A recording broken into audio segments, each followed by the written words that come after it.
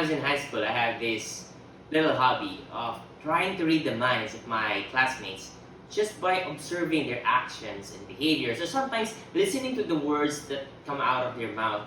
And with that, I would be able to read their minds, so to speak. For me, it's simply trying to know what the tree is by the fruit that I see from their actions and their words. And that is related to the middle part or the meat of the contents of the letter of Jude.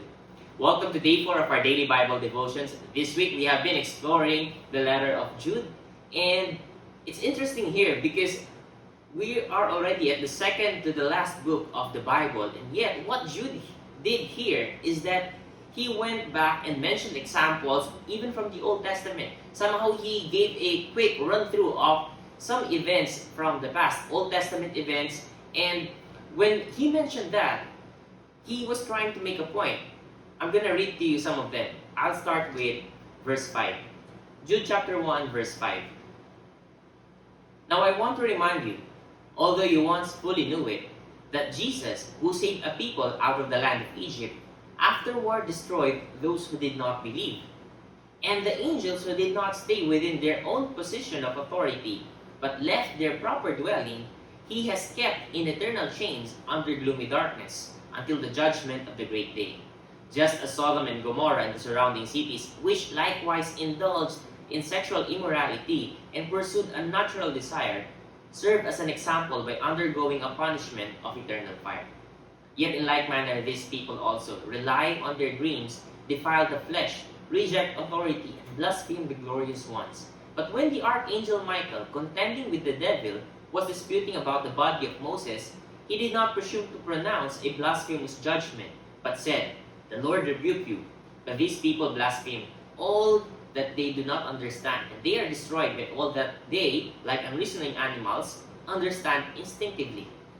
Woe to them! For they walked in the way of Cain and abandoned themselves for the sake of gain to Balaam's error and perished in Korah's rebellion. These are hidden reefs at your love feast, as they feast with you without fear. Shepherds feeding themselves, waterless clouds, swept along by winds, fruitless trees in late autumn, twice dead, uprooted, wild waves of the sea, casting up the foam of their own shame, wandering stars, for whom the gloom of utter darkness has been reserved forever. What is Jude trying to say here? What he's trying to mention here is that how even those people who are supposed to be saved already, who are supposed to be in a position of grace by God, people who are supposed to be in faith, and yet by their actions, they deserve to be punished, and so they were. Take note that verse 5 mentioned that the one who saved the Israelites out of the land of Egypt is Jesus. Not just Yahweh, not just God, but Jesus. Anyway, we're going to discuss that more tomorrow. But for now, that's what he's trying to point out.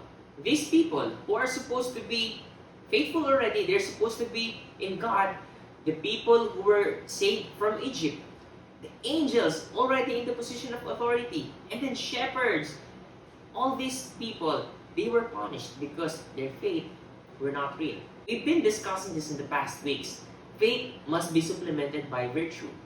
Faith, in order to be known if it's genuine, has to show good deeds, actions. Good deeds do not save, but good deeds are actually manifestations. They are proof that your faith is genuine, sincere, it's real.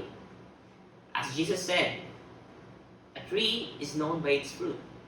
That is why I mentioned a while ago about, reading people's mind. The hearts of these people, even though they're supposed to be already with the Lord, they're supposed to be faithful, there are people like that you probably know, they're supposed to be Christians already, they're supposed to be godly already, and yet by the fruit of their lives, by the words that comes out of their mouth, by their actions, you just know they're following ungodly passions. And that leads us to the principle for the day. Faith alone saves, but genuine faith is determined through works or actions that doesn't boast. Again, faith alone saves, but genuine faith is determined through works or actions that doesn't boast. Actions or words reveal our thoughts and our hearts. And if our actions are actually genuine fruit of our faith in God, then our actions will be humble. Christianity has a bad reputation because there are many people who claim to have faith in Jesus, to have faith in Christ, and yet they act differently. In the book of Titus, I know I mentioned this already. In Titus chapter 1 verse 16, it says that these people claim to know God, but by their actions, they deny Him. So that's why people who claim to follow Christ, sometimes they're having it, they're giving Jesus a bad name. Because their faith is not genuine. And you can just see it from their actions, from their words. They do things Jesus did not say or won't do. Genuine faith is a gift. That's why salvation is by grace through faith. Because grace means it is a gift from God. So the genuine faith that gives rise to these humble actions, to these actions that are devoid of pride and arrogance, this faith comes only from God. So if you want to be humble, if you want to have actions that are really godly, that is not worldly, that does not lift up yourself, all you need to do is to ask God to give you this genuine faith. Humbly seek God and humbly ask Him to give you faith to strengthen that faith in you.